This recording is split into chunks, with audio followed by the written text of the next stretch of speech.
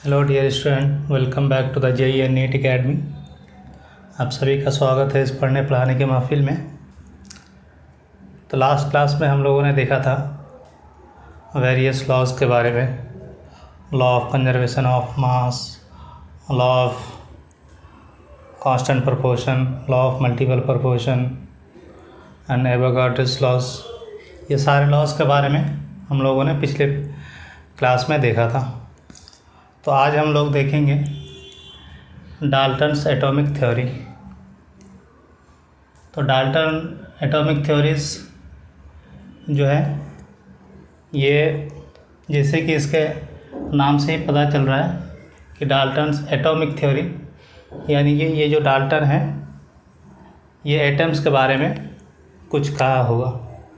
तो डाल्टन्स का atomic theory देने से पहले ये दो लोग थे, डेमोक्रिटस और एम कर्नाड। इन दोनों ने बहुत पहले, सबसे पहले तो इसने एम कर्नाड ने, जो कि इंडियन थे हमारे, और ये ऋषि मुनि जिसे कहा जाता है वो लोग थे। तो उसने बताया था कि जो हमारे पदार्थ हैं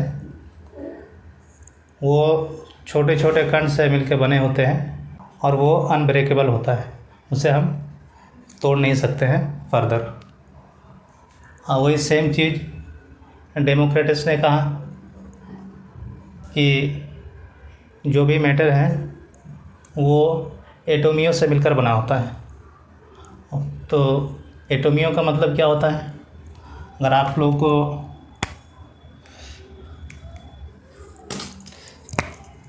तो यहाँ पे ए जो लिखा है, ए का मतलब होता है अन, या फिर इसका नेगेटिव सेंस आता है।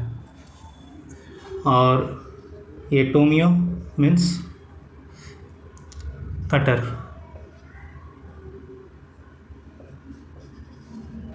कटर्स। डेमोक्रिटस ने कहा कि ये जो मैटर है ये एटोमिया से मिलकर बना होता है। एटोमिया मीन्स कि वो अनब्रेकेबल होता है, वो उसको हम फर्दर डिवाइड नहीं कर सकते किसी भी प्रोसेस से। तो ये लोग कोई रिटेन में नहीं लिखा, बस ऐसे ही बता दिए, इसने भी ऐसे ही बता दिए थे। तो आपको पता है कि साइंस में ऐसे बोल देने से कोई भी चीज़ आप मानी नहीं जाती हैं। आप अगर कोई भी चीज़ बोलते हैं तो उससे आपको पब्लिश करना पड़ता है, लिखित में देना पड़ता है। तो इन लोगों ने लिखित में दिया नहीं, बस ऐसे बता दिया।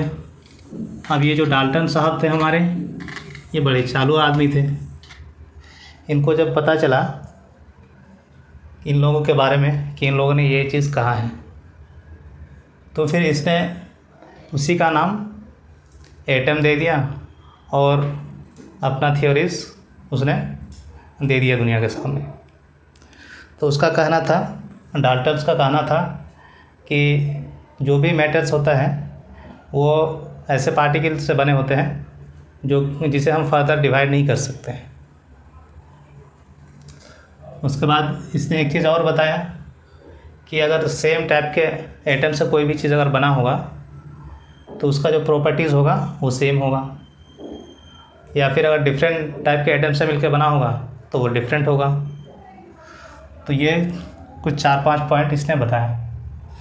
तो हम देखते हैं कि इसने क्या क्या पॉइंट बताया। Matter is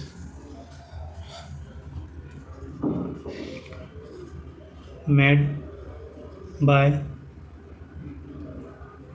a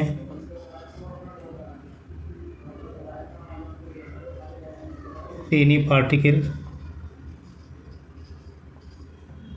which can't be further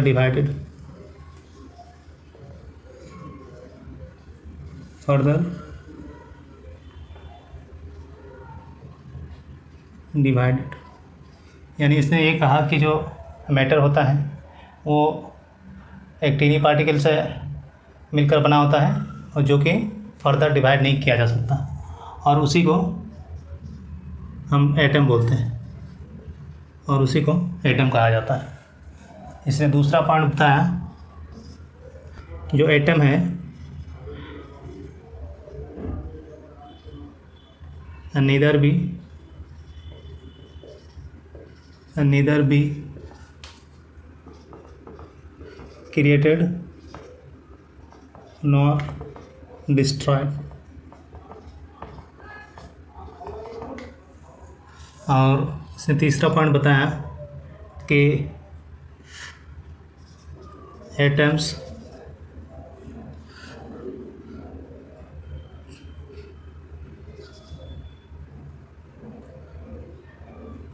इसने तीसरा पॉइंट बताया compounds which made by same type of atom, then their properties, then the property is same. इसका कहने का मतलब है कि अगर कोई भी सेम टाइप के एटम से मिलकर कोई कंपाउंड बनता है तो उसका प्रॉपर्टीज़ सेम ही होगा। और फिर चौथा पॉइंट इसने बताया कि अगर डिफरेंट टाइप से बना होगा तो उसका प्रॉपर्टी डिफरेंट होगा, यानी made by different types of atom properties, then their properties is different। इसने पांचवा पॉइंट बताया कि when atoms of different element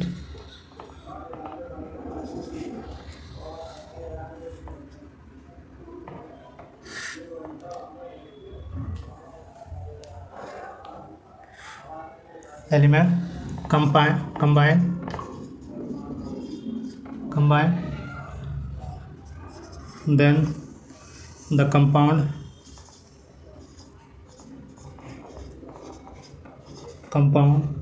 form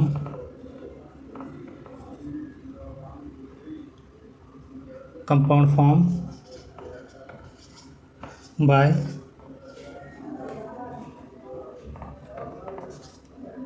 a fixed ratio of that element or atom।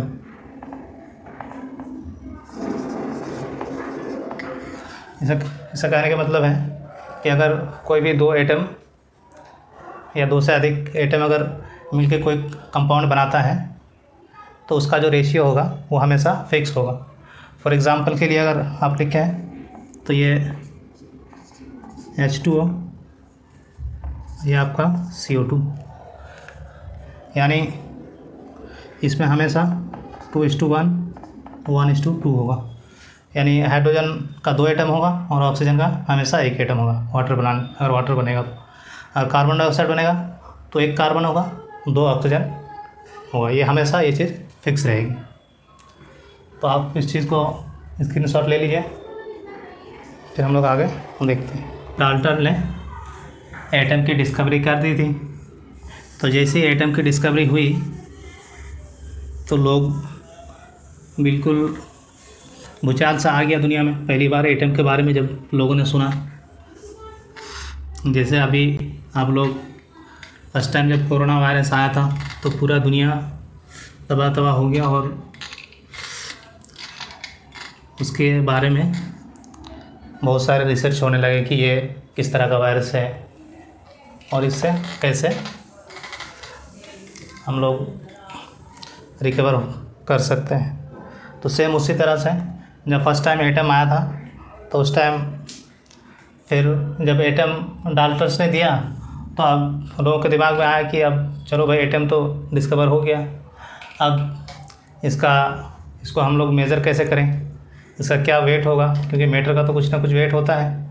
तो अगर एटम से मिलकर मैटर बना होता है तो इस एटम का भी कुछ ना कुछ मास तो होगा ही। तो एटम को मेज़र करने के लिए डिफरेंट प्रोसीजर अपनाने की कोशिश की गई, लेकिन 19th सेंचुरीज़ में इस तरह के एडवांस इक्विपमेंट तो थे नहीं कि एटम को हम मेज़र कर सकें। तो साइंटिस्ट ने ये कहा कि चलो, हमें जब कोई चीज़ इक्विपमेंट है नहीं तो हम उसको मेज़र कैसे किया जाए, तो हम इसे रिलेटिव मास से मेज़र करते हैं। जैसे कि हम किसी चीज़ को मान लेते हैं कि ये 1 kg है और उसके रिलेटिव में हम दूसरी चीज़ों को मेज़र करते हैं। तो फिर उस टाइम पे मेज़र किया गया हाइड्रोजन, जो कि हाइड्रोजन है, ये सबसे सिंपलेस्ट एटम है।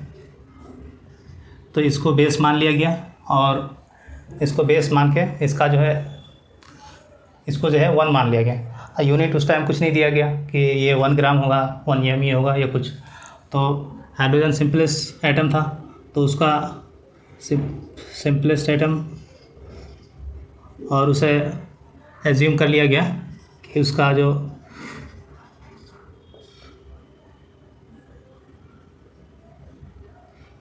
एज्यूम कर लिया गया उसका 1 यूनिट लेस था, ये यूनिट लेस। तो अब जो भी कंपाउंड होगा, चाहे हम carbon, hydrogen, carbon, oxygen, nitrogen, जिसको भी हम मेज़र करेंगे, अब हम हाइड्रोजन के कंपैरिजन में उसको मेज़र करेंगे। लेकिन हुआ क्या कि बहुत सारे एक्सपेरिमेंट करने के बाद ये पता चला कि जो ये हाइड्रोजन है ये बहुत ही ज़्यादा रिएक्टिव है, ये किसी के साथ भी रिएक्ट कर लेता है और इसके वजह से ये बहुत ही अनस्टेबल होता है। तो साइंटिस्ट ने फिर से दिमाग लगाया कि हम किसी और को बेस मानते हैं ताकि जो स्टेबल हो। तो उसने फिर कार्बन को चूज़ किया, क्योंकि आप लोगों को पता ही होगा कार्बन बहुत ही मोस्ट स्टेबल एटम है, जो जल्दी से किसी से रिएक्ट नहीं करता, क्योंकि उसका आउटर मोस्ट में 4 इलेक्ट्रॉन होता है।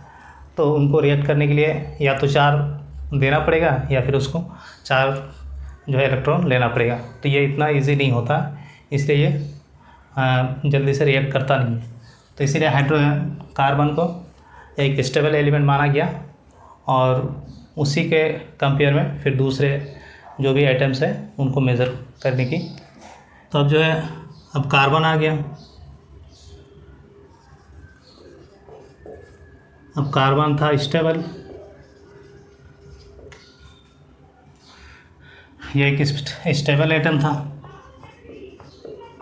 तो साइंटिस्ट ने इसे अपना बेस माना और इसे किसी तरह से इसका जो है वेट मेज़र किया और उन्हें पता चला कि इसका जो वेट है 1.9954 इंटू 10⁻⁻23 ग्राम, ये कार्बन का मास है। और फिर इसी के रिलेटिव में और ये चीज़ तो पहले से पता ही था कि हाइड्रोजन का मास 1 होता है और इसके कंपेयर में जो है कार्बन का 12 होता है। तो 1 कार्बन एटम का आपका मास आ गया ये 1.995423 ग्राम। अब 1 कार्बन एटम का जो ये 12 AMU था। तो अगर हम 1 एटम का मास निकालें तो कार्बन के कंपेयर में, तो हम क्या लिख सकते हैं, 1 atom of C upon 12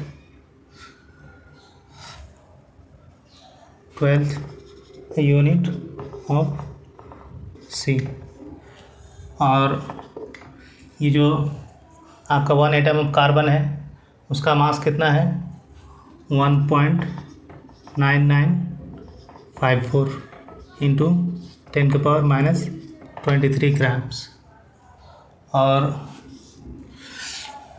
1 carbon atom का अगर हम AMU में वैल्यू देखें तो ये होता है 12। अगर हम इसके को डिवाइड करते हैं तो ये हमारा आता है 1.66 इंटू 10⁻⁻24 ग्राम। तो इसी तरह से अगर हम इसके कंपेयर में हाइड्रोजन का मास निकालने चाहें तो हाइड्रोजन का क्या होगा, हमें पता है कि हाइड्रोजन का 1 हाइड्रोजन का जो मास होता है वो होता है 1.67 इंटू 10⁻⁻24 ग्राम। तो अगर इसको कार्बन के कंपेयर में करेंगे तो हमारा हो जाएगा 1.67 इंटू 10⁻⁻24 अपॉन 1.66 इंटू 10⁻⁻24। यहाँ पे ग्राम, यहाँ पे ये ग्राम ग्राम कट गया, ये 10⁻⁻24 कट गया। और इसको अगर डिवाइड करेंगे तो हमारे पास आएगा वैल्यू 1.0078 AMU। तो ये आपका एक हाइड्रोजन का मास ये आया। अगर हमने सबसे पहले हमने क्या किया कि कार्बन का जो मास हमने मेज़र किया, और कार्बन का हमें पता है कि 1 कार्बन एटम का 12 होता है एटॉमिक मास। तो उससे हमने एक एटम का मास निकाला, तो उससे हमें कार्बन का निकला है 1.66 इंटू -24 ग्राम। तो अब हमने कार्बन को माना है कि हम जो भी मेज़र करेंगे कार्बन को रेफरेंस लेंगे। तो अगर हम हाइड्रोजन का निकालें कार्बन का रेफरेंस लेंगे तो हमारा आया 1.0078 AMU। तो आपने पीरियोडिक टेबल में आपको ये सब चीज़ें याद रखने की ज़रूरत नहीं है। ये जो कार्बन की जो ये वैल्यू है, ये वैल्यू है, आपको सिर्फ इतना याद रखना है जो कार्बन 1 एटम का मॉलिक्यूलर मास जो होता है 12 AMU, एक ये आपको याद रखना है। अगर ये कभी भी आपको पूछा जाए क्वेश्चन में तो ये आपका दिया रहेगा और आपको एक ये याद रखना है। तो आई होप कि आज जो हमने पढ़ाया आप लोगों को वो चीज़ें आपको समझ में आया होगा। तो आज का वीडियो यहीं ख़त्म करते हैं आज का क्लास। तो thank you so much for watching this video. अगर आपको वीडियो पसंद आया हो तो आप प्लीज़ इसे लाइक करें और इस चैनल को सब्सक्राइब करें और इस वीडियो को अपने दोस्तों तक शेयर ज़रूर करें। तो thank you so much and जय हिंद, जय भारत।